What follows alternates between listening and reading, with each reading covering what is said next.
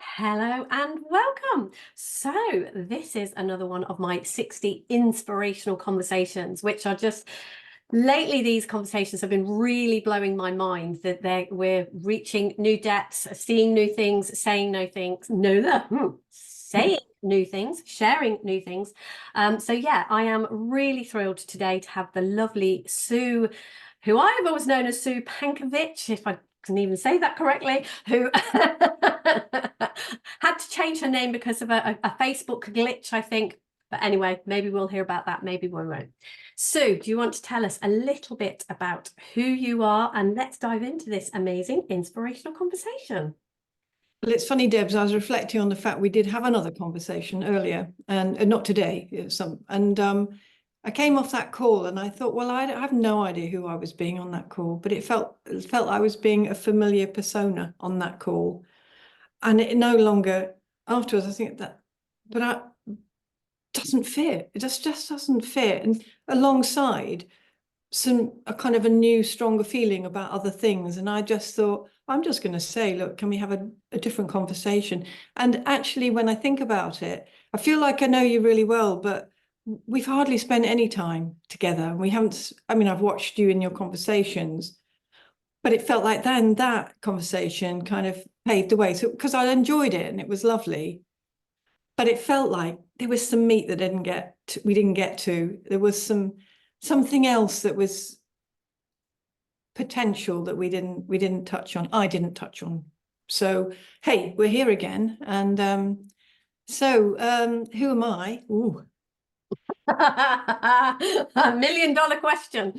Well, just starting with perhaps something a bit abstract. I am no longer somebody that is looking to find out who I am.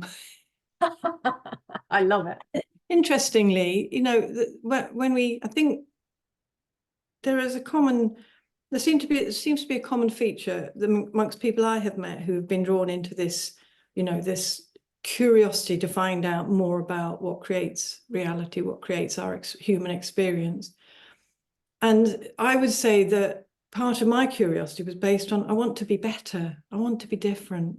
I want to realize who I really am.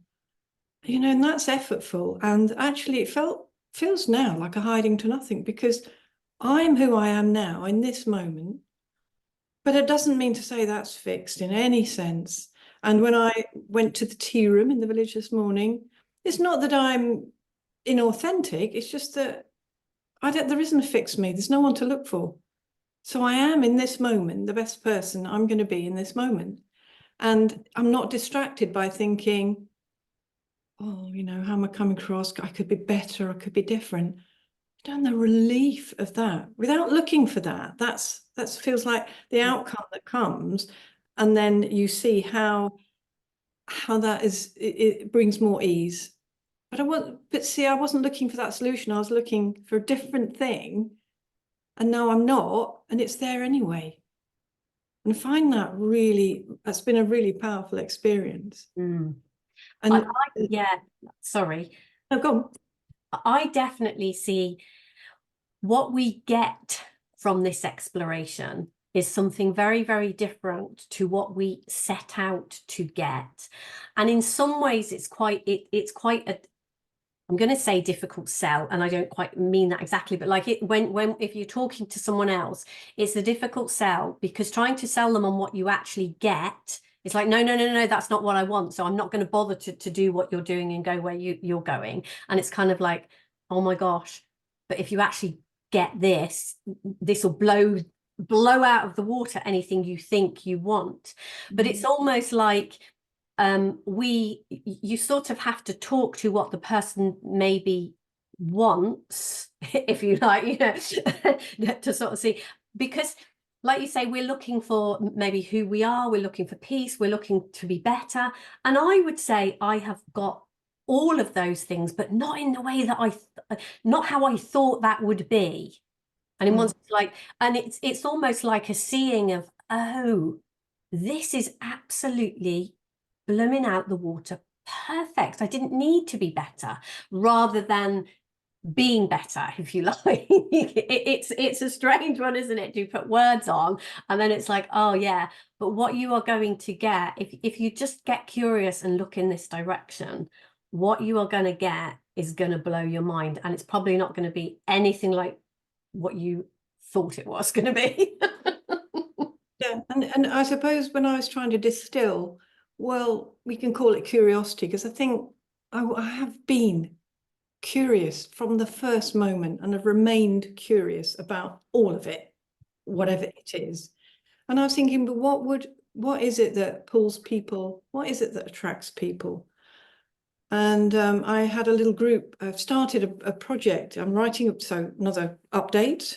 I'm writing a book on deep listening, because that's where I've landed right now, or the last maybe 2 or 3 years of really, really seeing the potential and the depth of understanding about deep listening. I mean, it's all part of the same, and it's not, it can't be separated, but it just seems to resonate. And the words seem to have arrived, and the idea of the book is all very simple and straightforward, nothing complex, and that suits me fine. And it feels like, oh, that makes sense. Anyway, so as getting creative, I thought, well, I want to include lots of stories from people, and I'm part of a book club with some really fun people. I don't go for the books, actually, I go for the people. And it's really, although the book I'm reading right now, which I'm desperately trying to finish for tonight, is fabulous. Anyway, so I just thought, I'm just going to ask around if anyone would be interested.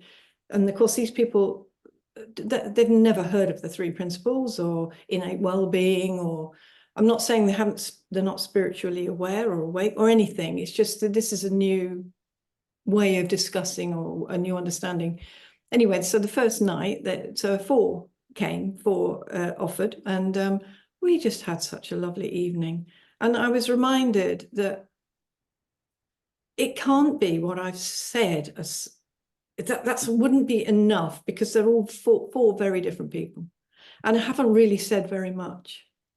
I think within them there is an acknowledgement and an awareness that listening is really important. And actually, when we just slide a light onto it, for most of us, listening has been problematic in ways that we perhaps weren't aware of. You know, I've been in many, many conversations that we're just simply not listening. You're not hearing what I'm saying. And I've heard that, people say that to me. And so I think it's fairly universal. And there was plenty of sharing last night to confirm that. Anyway, I was trying to sort of, I don't want to mislead people either, because the idea of a listening project, I want to explain as best I can how that can be profoundly affecting in your life. At the same time, I don't want them to feel they've been sucked into some sort of spiritual cult. Why not? It is. And anyway, so last night when I was trying to, we were touching on, well, what's the difference? Because everyone can talk about, oh yeah, we're listening, and somebody had done a lot on active listening, and somebody else had said, well, I pride myself on this kind of listening, and I was trying to say, well, none of that is invalidated at all, but if you took everything away that you thought about anything, yourself, the world, listening, that's the connecting piece. What's left? What can't be taken away? It's like something so intangible and yet so powerful and profound. And it was as if like we could agree on that without actually any of us, in a sense, being able to hold it, because what does any of that mean? So I think there's a truth, or there's a feeling of truth that communicates between people. And I think in a way that's something that I think draws people together. And so for me, that's if it was to be an outcome, it would be to, well, let's go and inquire, let's go and look at, let's go and experience something different. And I wasn't asking them to believe, wasn't saying to them, well, I'm seeking for agreement here. I was saying we can try this on and have a feel, have a look around. And they were all so game for this. And then I felt this enormous gratitude that there was a degree of trust, because although we know each other, we've become friends through the book club, but they're from my village, and you know, I feel quite brave really stepping out and being seen. Because, you know, if they come away thinking I'm a crank, actually I don't care, but I would have cared at one time. I'd have wanted a level of protection so that it couldn't go wrong. And so therefore I wouldn't probably have turned up, wholly turned up. I'd have been guarded, and I'd have prepared sort of a careful introduction. Whereas as it happens, it was very relaxed. And I explained at the beginning, I said, you know, I feel more nervous this evening because 3 of them had never been into my house.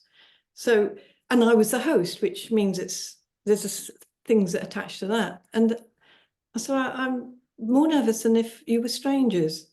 And immediately one of them cracked a joke, and it was so funny. We all just laughed, and that was that. That was the end of that. No, but afterwards, so again, a link to who I am or what I'm doing. I so enjoyed it. It's like I've had some time out, and I made a note this morning.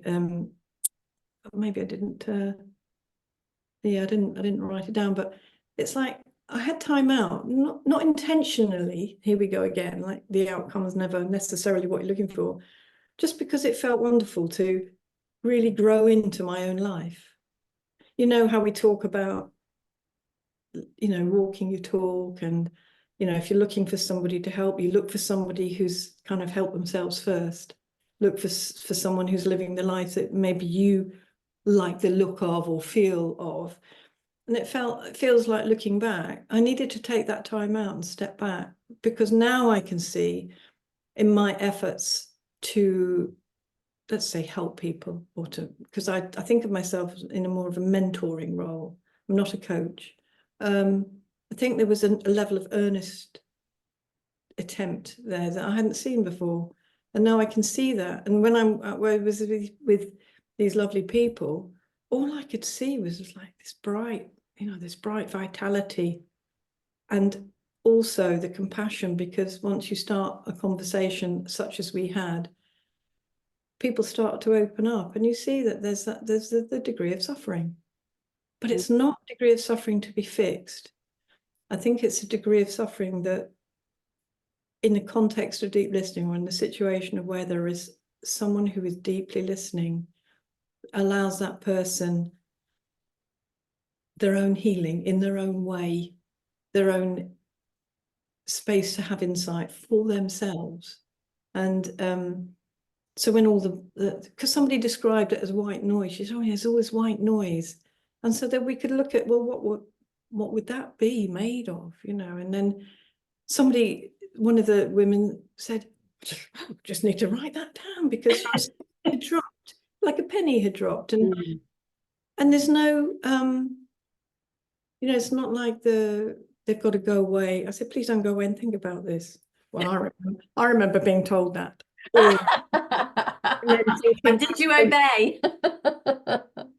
No. And it doesn't matter with hindsight. It doesn't matter at all, because I did the thinking I needed to do before I saw something new. But it was still pointing in a particular direction. And I did make 4 points, actually, because feels like now there's a bit of it's not really a prediction, but, you know, we talk about our stories. Yep. And for me, my story kind of receded in a way that, well, it's now just a story, and it doesn't feel very potent. You know, I'm not going to make exceptions. I'm just going to talk generally about it. And so I'd kind of veered away from talking about it, because I thought, well, that was then and this is now, and look at me, hey ho, I'm happy, and I don't wake up and have a descending array of all mixed up emotions and feelings that I have to kind of feel so anxious, or, you know, I act in an insecure way, but it's pretty well covered up, but I know I'm insecure, and all of that, you know, all that awful push and pull and tension that is exhausting and gets in the way. And it's through that you're creating things that then you see as problematic. And so it's the system at work. And just to notice that by the same token, when I listen to your story, and I've heard it several times, it's still for me, and it's not my story at all, it's a million miles away from my story, but it still for me resonates as human experience, and that you have the generosity to share that, because what you're sharing is hope, and what you're sharing, I think, is resilient, a very great deal of resilience, and how wisdom guided you, but you may not have put that word to it. I was thinking, well, my story is no different. The details are different, so maybe I don't need to discard that in terms of just, it's a vehicle, isn't it? So, I can talk about what would be the main features, the main highlights of the tragedy of my past life. That is a joke. But, there has been trauma, there has been prolonged periods of real trauma. And that, I found divorce traumatic. I found the breakdown of my first marriage deeply traumatizing, because everything in my mind had been a story about marriage. This will be it. This will be the marriage that lasts forever, and we'll have children, which we did. We had three fantastic children. And how can this be happening?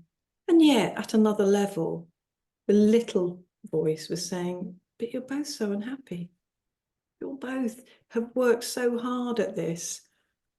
And yet I couldn't listen enough to that to have a graceful split. It was twisted. Well, it wasn't horrible in terms of, it wasn't vicious or really unkind. It was just painful, horribly painful, and stirred up such emotions of, failure, and what am I doing to my children, and then seeing everything post that about, if anything didn't feel right with the children, it was always because I got divorced, and therefore I was responsible. So then that pales to insignificance really when I think about my daughter and her experience of having a really serious psychotic breakdown at 17. And I think alongside her, I had a wasn't psychotic, but I had a kind of breakdown because I felt wholly responsible, and the burden of that, and then the frenzied attempts to control it, to stop it, to fix it, all of which I had no power. The one thing that I didn't see was I could sit quietly. I could sit quietly and not be afraid, but I didn't know that. So I was so full of fear. I was creating a future that was, well, horrible, actually. It was never ending fear, and it was never ending guilt. And that was really painful. And testament to resilience. Peter and I had been together for, let me think, so probably about 5-6 years then. And the thought of, can we get through this? Because, he'd taken on 3 stepchildren. He has his own daughter, who's my stepdaughter. And, that added it. And then also I had a full-time job in a school, but the head was really compassionate. And he said, will you stop ringing in to say you're not coming in, and stop setting work? He said, you need to be there for your family. Just call me when you feel you can come back. And that degree of kindness sustained me at one level in one area, because that had been a big burden. Well, what's going to happen with my work and my students and everything. So, it's that thing, isn't it? If I'd known then what I know now. And I guess maybe in sharing what I see now is possible in events that happen now, as opposed to what seemed possible with events as they were then, it might be helpful. And we both, well, this because you were that person, we both contributed to the book that lovely George Halfin composed. And not that long ago, my sister said, oh, she said, I've read your contribution. She said, I read most of everybody. But she said, Sue, it brought me to tears because I had no idea. Mm. And in a way, apart from Peter, she has been the closest, most supportive person. But of course, it speaks to, well, who are we being in the world that someone so close didn't know that your interior world felt like it was hanging on by a thread. And she just hadn't realized. And I understand that, because in a way I was really confused by it, how in the inside it could be racing and tense and always self-critical, and yet on the outside I was performing really well, apart from this time. And in a way, maybe I could make up all kinds of stories about where's the gift in all of that, because it surely didn't look like any gifts at the time. But maybe I had to be beaten down into submission. I don't know. But in terms of health and outcomes, I thought the future was lost to us. I thought I'd lost a daughter. I thought I'd dropped her somehow. Carelessly, I hadn't looked after one of my children. And yet, the day that she looked me in the eye and said, will you stop sending me things? Stop giving me books. I will get better in my own way. And I really heard that. I wasn't listening, but I really heard that. And I thought, wow, I've been such a pain in the neck. Must have been hard for her anyway. And then to have me to deal with, with my anxiety and my desperation for her to come back. And I see now, if I was not well and somebody added to that but I want you just the way you were, I don't think that's really helpful. I think it's another pressure and another burden, because you are who you are in that moment. And along that journey, which has been years, the moments when things cleared and I saw her, I was like, how can I have had all this thinking about you? You're just beautiful. You're a beautiful human being. And then the thinking comes back. And funnily enough, she's married. She's living a good life. She's, out of all of the family, I think she's having one of the longest lasting relationships. Anyway, we just spent the weekend together, and we did a lot of food preparation. It's a new thing that I've come across, where you batch a lot of food and freeze it. You've got all these ready meals. Anyway, and I see that in that situation, I can get quite impatient. And I actually cut my finger because I think I was being a little bit not present. She can be quite intense. But I realized that she's only ever shown me acceptance and kindness and compassion. And it's like, I could have just looked to her really for how to be.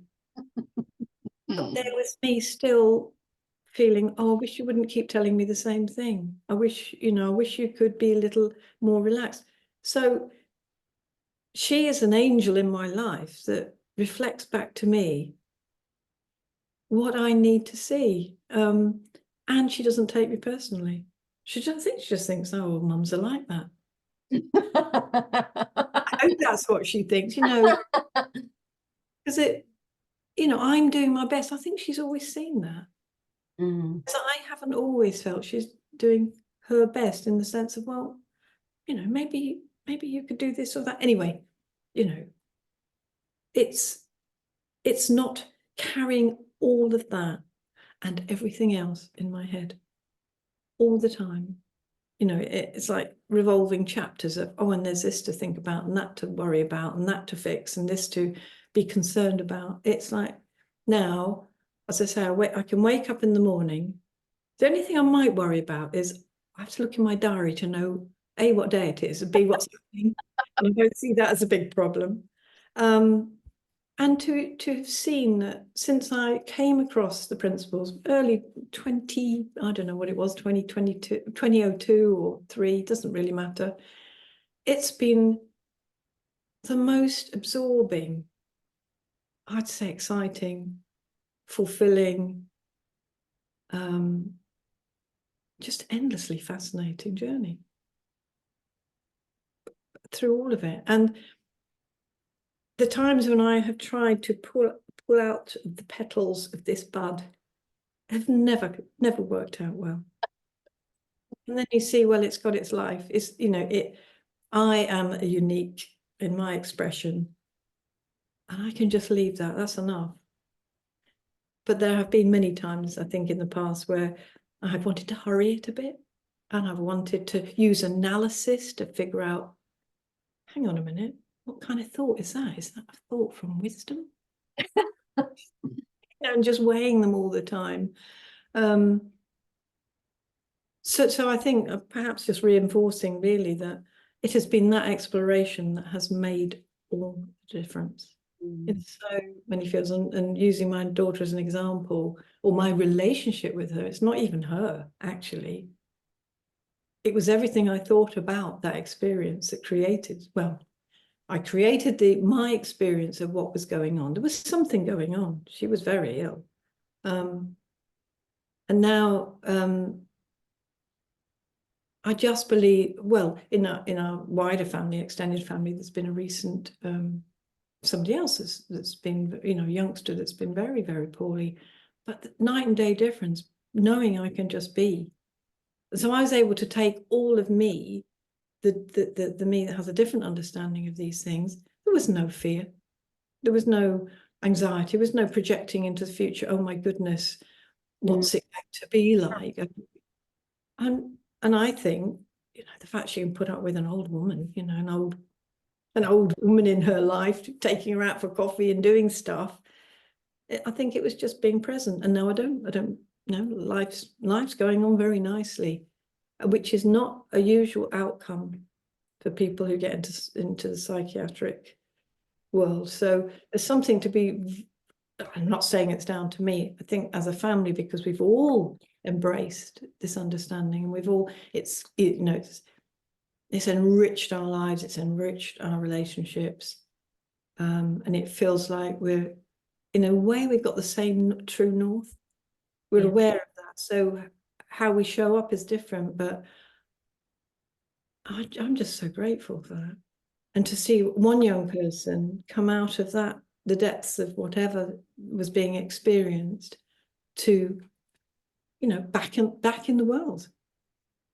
It's not common, and I think I would say it's because of the faith and the belief and the trust in the inner health, and it wasn't easy. There are times when that wavered, because you begin to doubt, because you're not, what you think you know comes back into the equation, as opposed to what you feel is true. And yeah, so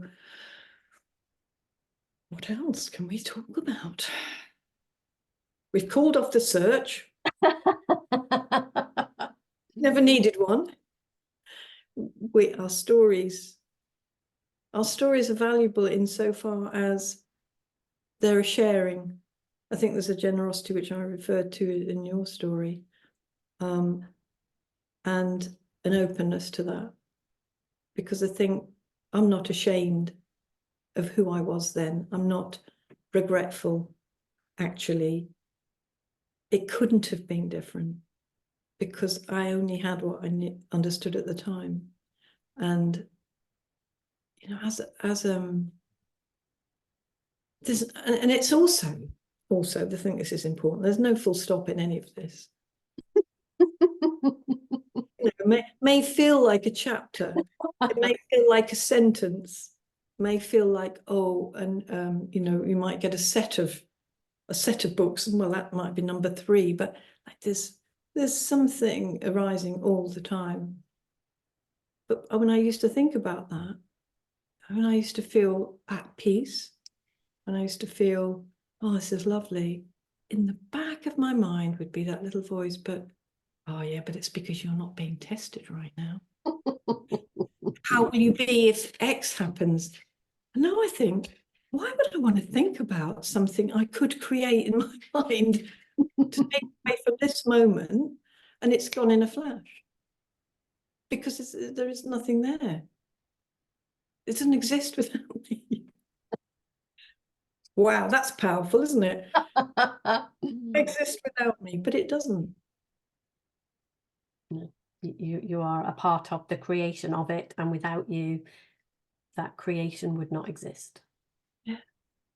And seeing through the eyes of almost, it feels like everything is here as our teacher and our guide. You know, my lovely Lenny, like his tail wags like mad, and that reminds me, you know, that it's not dependent. It's depending.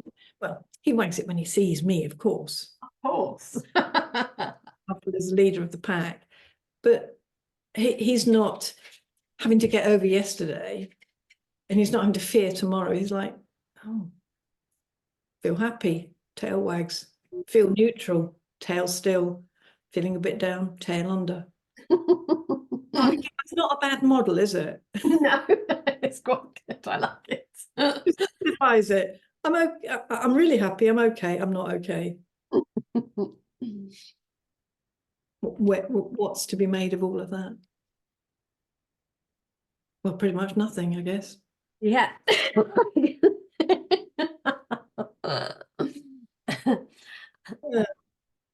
There was something in when you were talking about your daughter there and the divorce, all of it, when you were talking, and you said at some point you had a realization that you could have just sat quietly through it. And that is definitely, like, that has been my experience with everything that is going on. Like, I'm building this house, and you know, there's a million, I have zero idea what I am doing, you know, and then somebody will ask me a question. I'm like, yeah, I don't even know what that is. Okay, so I'm supposed to know about that. All right then, and whatever. And you can see we can get into our stories and our circumstances and believe that there is a lot for us to do, and it's not about, it's that isn't the do nothing, the paradox of carry on and live your life and do it but do nothing. And it's that's what I heard in that. You can just trust and sit quietly through this. And I am really seeing that with, you know, how the weather has been, and all sorts of things that are popping up for this build that are inviting me to overthink it, to get into my head, to do anything but sit quietly through it. And I am, you know, in what you shared in your story, and like you said, I think the real generosity, the real thing that we can get out of when we share these stories and what we hear in them is, it's not necessarily the details, it's the facts of insight, the fact that, yeah, no matter what, you can sit quietly through this. Because, like, for me, it's there's been a whole thing over the last few days about, we're transporting a 12-foot wide, 36-foot long static caravan, I don't know, about 15 miles from one place to 15 miles down the road somewhere else, and it's got to be unsighted from where it has been sighted for a good few years and sighted somewhere else. And there's like all sorts of people are sort of saying, well, have you got these blocks that you need to do? Have you got, what did somebody ask me, had we got the other day? Some kind of jack and some other piece of equipment. I did not even know either of these pieces of equipment. I didn't even know what they were. And I could see the invitation to be like, really get in my head and think, I need to know this, this needs to happen, I need to be doing this, I need to know this, da, da, da, da, da, da, da, da, da. And I'd got something else to do, and I thought, okay, I'm just, it wasn't these words, but in what you're hearing, it was like, okay, I'm just going to sit quietly through this and do this. The next thing, I picked my phone up, and the guy who'd asked me these two questions said, don't worry about it. One of them was a handler and one of them was some kind of jack. I don't know what either of those things are or what they do or why I would need them. And I get back and I pick my phone up, and I just messaged him and said, I'm really sorry, I don't even know what either of these things are. A couple of laughing faces. And I said, I'll do what I can in a bit. Put my phone down, went and did something, picked my phone back up, and he just said, don't worry, I'll source them for you. It's like, we can sit quietly through this. I think what I hear in that as well is when someone asks us that question, the answer that comes to our mind creates a problem. So the inference was, well, you should know what they are, and B, you should have them. Yeah. Well, he was just asking you. It seems to be he was just asking you because if you haven't got them, he'll source them. That's a whole different thing, isn't it? I think it's a really great example of how something so simple as a question put into the context of something much more complex, like building a house, good heavens, Yeah. how we immediately create, well, it feels like we're tempted to create dramas. Yes. It's funny, that whole thing about drama, isn't it? How I used to have a lot of dramas going on in my head, all centered on me, all centered on my experience. And like, I am still important in my life, except for the fact that I'm not really sure who I'd be referring to if I said I. I mean, I kind of do and I don't, you know, in a sense that it, it just isn't the big thing anymore. It's like the more important thing is when I look out, and I do look out, and I love, love, love my garden. Almost every time I look out that window, there's a feeling, and it's an appreciation, and it's different times of year, and it's very much a spring garden on one side. So now it's covered in blue and white, and there's just some pink coming through. And I look out there, and like, I'm not in that. That's not about me. You know, I did trim the edges, so it does look nice, but you know, it's this kind of a different texture to life. I'm not appearing as this character who creates drama around this character's worries, and this character's concerns, and this character's future thinking. And I think that's why, for me, for a period of time, the past, I was forgetting the past because the present has become so compelling. The present has become, well, just want to be here now, because I missed a lot of here and now over all of those years, and I don't want to miss any more. And then when you're here and now and you're present, it's just amazing what shows up. Because I think the here and now answers you with kind of, oh, you appreciate the garden, have some more. Yeah. Oh, you're loving that. Here's some more. Oh, you love in your relationship. Have some more. And this showed up.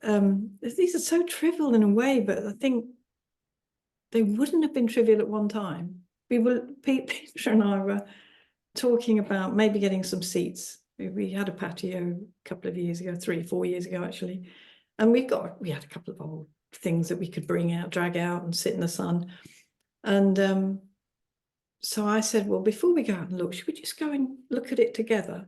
So in my mind, we were going to look at this space and agree before we left the house, well, that would work this way and that way, and about this size. And he just didn't get it. He just didn't see the need for that conversation. So already by the time he arrived by my side, looking out of the window, it felt like he was impatient. It felt like he was, what do you mean? Look at it. We'll go and see. And I said, well, I think we've had this experience before. Let's just step outside, and then you can actually point exactly to where you think we might. Anyway, and both of us got tetchy, but and it is a trivial situation, but they all seem to be trivial now. We both, in the same instant, laughed. I think we just looked at each other and thought, oh, we used to do this, didn't we? Miscommunicate. Yeah. And and then I think I have more grace in the game now. So I recognize that, if I get tetchy about this, because I think he just keeps repeating the same answer, which I don't get. And he's perhaps, I don't, and in the past, I think I'd know what he was thinking. Well, that's a rare talent, isn't it? So in that instant, it was just, we smiled, we kind of had a picture, and we went out, and it was lovely. We were relaxed. Think of the times we used to go out, and I'd, get stiff neck looking out the window, being annoyed. I'm more annoyed when he didn't notice I'd been sitting looking out the window and getting a stiff neck, annoyed. And, you know, there's it's grist for the mill in a way in a relationship, but just moments like that. And we realise we're back in the moment, we're back in the present, we're back in that feeling, which is the feeling I want to live in. And it's a feeling of love. Love and care. And going back to the listening piece, there have been moments where it may be a bit contrived in so far as sometimes I have to think, well, we're in this habit. We're going to try something different. And so maybe ask each other a question and then listen as if for the first time. And if ever we'd done that, I look at him, it's like, my God, I'd forgotten who you were. I'd got so used to the creation I have of who you are. And in that second, when all my thinking's gone, I'm just wrapped with attention. And then I think, oh, I love you so much. It's fresh. It's like it's not like, oh, I remember loving you, I still do. It's like, who on earth are you showing up here? And he hasn't changed. It's just, I think, it's nothing wrong with creating opportunities to connect newly, to connect in this moment. Yeah. Not living on a memory of, well, I know I love you, that's fine. It's like, let's jump in to that feeling right now, because we can. I think that's really precious. I couldn't agree more. And I think we do it both ways. Like when you say relationships easily get stale when we just stay in what we think we know, and either way, like I've seen that, like when you have an idea of somebody that maybe you don't like or you haven't got a great relationship with, you know, and we can do this with our loved ones, our families. Oh, they're the person who we don't connect with quite so much, and we show up and, like you say, we don't have that fresh listening. We assume we know. It is like, yeah, I know what you're thinking. I know what you think of me. I don't like what you think of me. And so we immediately come in, like you say, with all of this baggage in one sense of, oh yeah, this is what you do. And you're doing. There's plenty of, what am I doing? And it's like, yeah, actually just taking those moments to hear, to see, to acknowledge, whatever words, all of it, any of it, to just actually stop and be in the present moment with that person without any of these old beliefs, expectations, thoughts, whatever word you want to put on it. We can create a new and fresh in any given moment. And it might be, yeah, a reminder of how deeply we do love somebody. Or it might be, yeah, wiping the slate clean of what I thought of you. Or you thought of me, whatever. There's no interrupting, because actually I only interrupt when I think I know what he's going to say. So if I acknowledge, well, I don't know what he's going to say in this moment. And if I do think that I know what he's going to say, chances are I'm going to invite him in an unspoken way to repeat. So we play out the same. You know, and I'm not saying the same is, you know, I'm grateful for the same, but those are to be treasured, I think. And I think it's like an infusion. And those infusions come, and I think it moves you on. I think it raises your consciousness and of life, of your experience. And I don't know, I'm just very partial to that now. I used to be partial to drama and trying to sort things out. And when I've sorted this out, when I've figured that out, when I'm a better person, and when I'm more confident, when I'm less insecure, when I stop having to put on this performance, then I'm gonna do some things I like and do some things I enjoy. And the reverse has happened. And I've had the luxury of, we all had the luxury of a bit too much time, didn't we? For a period of time. And I think it was that period of time where just relaxing into life itself, and then all there is this moment. And I used to talk about that, and I used to reach for that. but the experience of it is so different to thinking about being present. And the same thing about, it's not trying to see somebody fresh. It's almost insight based. We can, and therefore why wouldn't we? So it becomes the most natural thing in the world to, as you say, just to let that thinking quieten down, and it can happen. It's an instant. It's not going to take 5 minutes for it to quieten down, even though it feels like there's a lot of it. It's either there or not. You don't have to kind of close down each window, do you? It's not like on a computer. It's like, no, just press the off button. And so at the moment, I feel excited. I feel in a non-dramatic way, just as a kind of maybe that's the wrong word. Maybe it's a feel vitalized with possibility. And like yourself, you've just not recently, come off the back of your beautiful creation, which is I was thinking maybe I could drive that far next year. So it's always put me off the drive. It's not silly. Anyway, it doesn't matter. That's too much sharing, I think. I'm actually a very bold and courageous driver. I can drive to the ends of the earth. It's amazing where we can go if we want to, and it makes sense to us. Yeah, exactly. So for me, so as you know, the Viva event, which takes place at the beginning of November, 2nd, 3rd, and 4th, is what's on my agenda a lot of the time right now. Not at all hard work. Working with Sheila Masand is just a joy. And, that relationship as well has been it's been everything's a teaching. Yes. Everything, if you look at it through those eyes. Anyway, so that's something that I'm obviously heavily involved with as we create it, looking forward to it.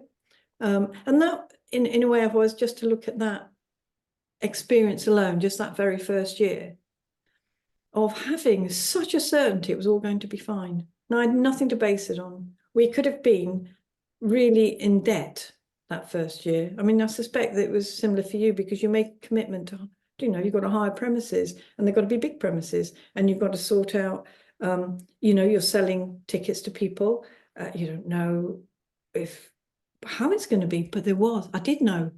I just knew something, and it's that thing that's there when everything else falls away. Yes, it's there, and that quiet certainty. It's not based on knowledge. It's based on something I can't put words to, and in that first moment of standing there in front of, and I didn't used to like standing in front of adults. I loved standing in front of kids, in classrooms of children and big groups of children. I've always used to think it was quite fun. Thought of standing in front of a room of teachers. Because I always used to be if I was in the crowd of teachers, I was always a bit naughty, really, and doing crossword puzzles instead of concentrating on the training. Anyway, and I stood there in that moment. It was like, pop. This is just amazing. And there was a Sue that appeared. And do you know who that was? A bit. It was that girl who stood in this school playground. We used to line up in one of the many schools I went to, and I was kind of fooling around and being really silly, and the teacher said, "Stop being so silly, Susan." And I, in that moment, I equated that with freedom of expression. I'm putting words to it now, but I was looking back, possibly quite embarrassed, put down. And that side of me had to be carefully controlled. Well, it just escaped. Comes out at Viva. It comes out in full at Viva. If you want to be silly Susan, come to Viva. Exactly. I welcome her. But that's when we see this is what we listen for. This is what we hear within ourselves when people listen to us. Those places in ourselves that we have shut down through shame and embarrassment, and we've come into this place of, it's all on me, I have to sort it out, I have to make sure that doesn't happen, and this does. And I guess, if we circle right back round to this conversation, what we get when we look in this direction is that freedom back that we have lost somewhere along the way, innocently and accidentally, on all, this isn't about blaming anyone, blaming teachers, blaming parents, blaming ourselves, but it is, yeah, innocently and accidentally, somewhere along the way, we lost that playful, that I can sit in silence through this, I can sit quietly through this, there's something bigger, greater than me that has got this. I'm along for the ride and for the fun and the enjoyment of it. And the hands, I'll offer my hands and so do the physical bits and pieces, but don't ask me to make decisions anymore. Do you know, just, I mean, I think we're probably... We're pretty, yeah, come on, tell me the last bit and then we'll wrap up. Go on. If we are not experiencing that and feeling that for ourselves, or when we are, rather, that's what we see in other people. Yeah. I think that's the conduit, isn't it? So I can't think of any time where I've criticized someone where it really hasn't been about me.